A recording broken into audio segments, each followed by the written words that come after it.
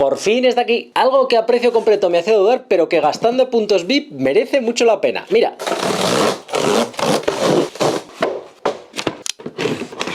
La perla negra. Un set que viene en una caja tremendamente grande, que trae este regalo por compra que no termino yo de tener claro qué es lo que pienso o opino sobre él, y para el que he gastado pues todos los puntos de descuento que tenía en Lego, cerca de 150 euros que me he ahorrado en este set, y pagando 210, 220, que es lo que creo que he pagado, merece mucho la pena, pero no te lo cuento. Corto el vídeo y me pongo a montar la perla negra para poder traerte la reseña cuanto antes.